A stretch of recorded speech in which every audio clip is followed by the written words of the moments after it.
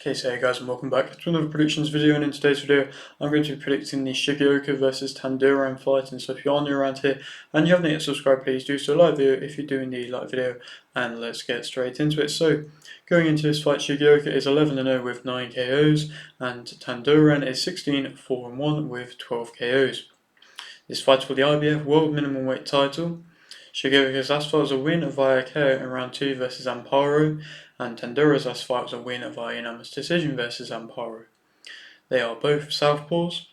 Shigeoka is 5 foot with a 6.5-inch reach, and Tanduran is 5'4" with a 64.5-inch reach. Tanduran's losses have come versus Kawato in 2022 and 2021, Moonsri in 2018, and Lino in 2016. This is in Shigeoka's home country of Japan, and to speak a bit more about what I've just been saying, of course IBF minimum weight title on the line. That is Shigeoka's belt, in which he's been progressing very nicely with and has been defending very well, pretty much unstoppably at the moment. He has a lot of momentum with him, and in the minimum weight division, when you're looking around, you kind of have the two big names at the moment being Shigeoka and Collazo. Of course, there's the likes of Yudai Shigeoka and Neomtrong and Jerusalem as well, but main focus at the moment is on the likes of, like I say, Jinjaro and Oscar Collazo, and obviously Jerusalem is who lost to Shigeoka and lost quite badly to Shigeoka, but of course then Jerusalem beat Shigeoka's brother, so then he's now champion. So perhaps if we see this, we might see a rematch between the two of them. But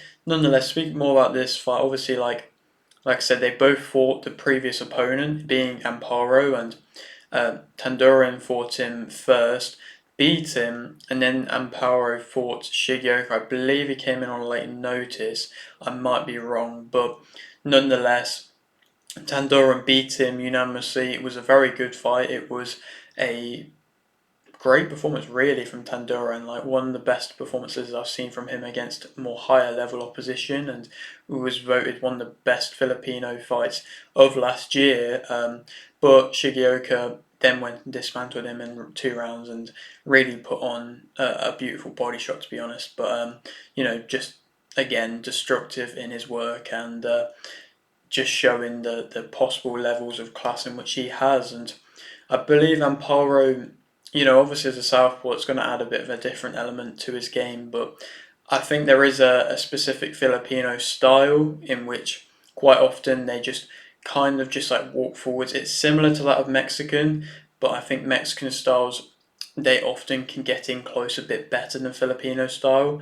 I think the Filipino style is, in your face. It is quite relentless. It has a high guard, but they're very open to the body.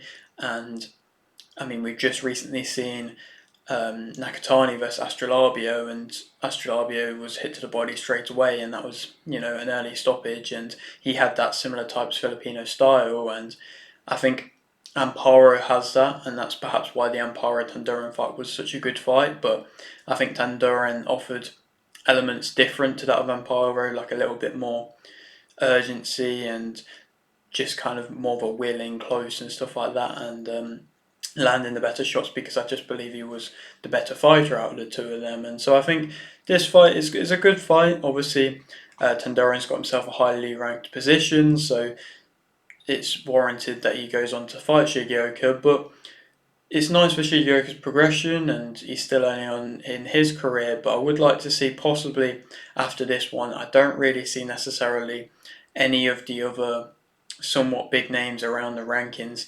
There isn't really any that Shigeoka hasn't already beaten or is going to fight. Like, I don't think he'll fight his brother or anything. But so I would like to see possible world champions if he goes through this test. Obviously, Tanduran, the bigger guy, I believe Shigeoka is more than used to that, but there is that kind of big difference there, and Tanduran losing to a lot of the bigger guys. But to be fair, every time he's lost to a fighter, they've then gone on, and their next kind of bigger fight, they've gone on to lose and then to lose again. So perhaps that's not really the best on paper wise to see, because Kawato, his last two big wins were against Tanduran, and Moonsri's only really kind of big win was against Tanduran.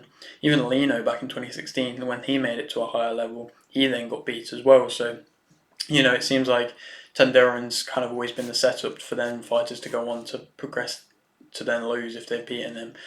So yeah, it's not the best of things on paper. Of course, being in Shigeoka's home country, Japan, Japanese boxing is flying at the moment, and I think they have their own specific type style as well, which is very clean boxing and often going nicely to the body, but then also having a bit of an in and out type style a lot of the time as well. And like I say, Japanese boxing flying at the moment. Will we see perhaps Shigeoka versus Collazo in Japan or not? I don't know, but it's just seemingly quite difficult to get Japanese fighters away from Japan at the same time at the moment. So, like I say, this fight makes sense to be in Japan, but will we ever see Shigeoka fight outside of Japan? I don't know.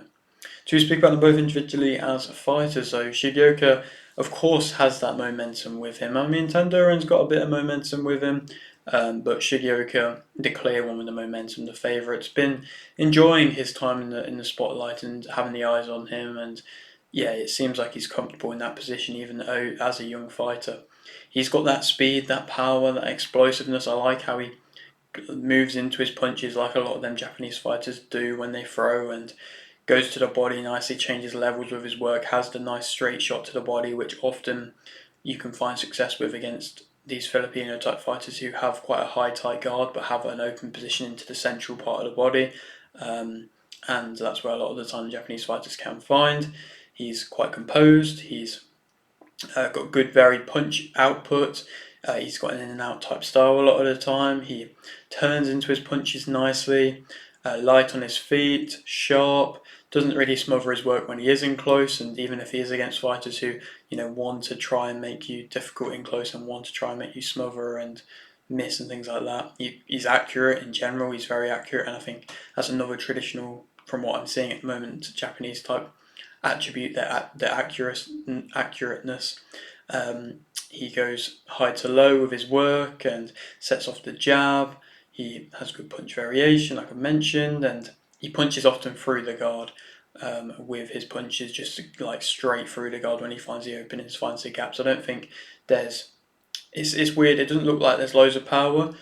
Similar type things, like I'm saying, a lot of these Japanese type fighters, they don't look crazily powerful, like they don't look physically big or anything, and it doesn't sound like the punches are having a huge effect, but I think it's just that accuracy is so good, and maybe it's the underrated type power, which is working really well. Negatives about him, I think he jumps in a little bit, and perhaps that's when he could be timed. And he has a low guard, he leaves himself quite open, he stands upright. He hasn't really faced too much physicality, and I think the only times he has looked a little bit vulnerable is fighting on the back foot against physicality when he was fighting Valadares. He seemed to have little bits of problems at times because he didn't really want to go on the back foot too much, and then he had quite a wide stance and things like that, and he wasn't really allowed to have his timing some of the times, and he still made easy work of Valadares in the end, but it just, like I say, little bits at times where if he's not allowed the time to be able to work, and if he does get put onto the back foot, then that's where weaknesses can be seen in his game. His timing isn't always amazing. I think he finds the gaps well, but I don't necessarily know if his timing is always so good. I think it's just because he sets off the jab well. I don't think he has great counters, like I say, on the back foot. I don't think his counters are anything too crazy. He moves back in straight lines, and he can, in my opinion, sometimes wait and range a little bit too long. Typically, he has an in and out type style, but there are little bits of times when perhaps he gets a little bit confident and grows in that confidence, and then can wait and range a little bit too long. Speak about Tanduran as a fighter, though, he's tough. I mean, all these Filipino type fighters are tough. They are, like I say, come forward, of pressure type fighters, but Tanduran can overwhelm with his work. Possibly that's what makes him different to that of Amparo. He can overwhelm and does throw a lot. He has, like I say, a high guard. He fights best in close, I think. He'll let his hands go. He has good body work, pressure, like I mentioned, punches pretty much everywhere. So if he's able to get in close to Shigeoka, like I say, Shigeoka's jab isn't really anything too powerful because he sets off of it well. But if he can get Shigeoka on his back foot and can push him back, then perhaps he could find success. He digs deep, he has a good work rate, he's hard to get off you when he does get in close to you, so I think Shigeoka is going to have to make Tanduran respect him early if he's going to be able to keep him at a range. He's quite explosive, Tanduran, he throws in bunches, and yeah, it's going to be difficult work for Shigeoka. Speak about negatives about him, I think his speed, he is quite explosive, but in general his speed isn't anything too crazy. He does walk onto shots. His timing isn't great either.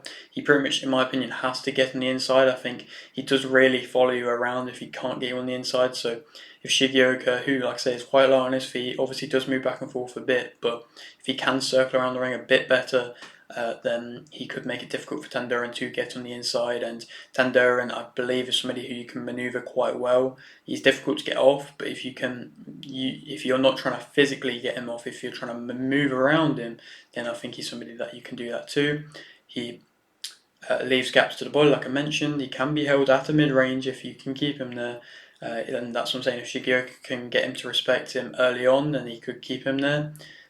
He stays in close too long. I don't think he has very good defensive movement, little to that of any defensive movement. I think sometimes his head movement's not awful, but other than that, yeah, maybe that's what makes him a little bit different to some of the older Filipino fighters. He stands straight on and he admires his work. And to give a prediction, Shigeoka is the favourite for this fight, and I think that Shigeoka will win via TKO in round 4.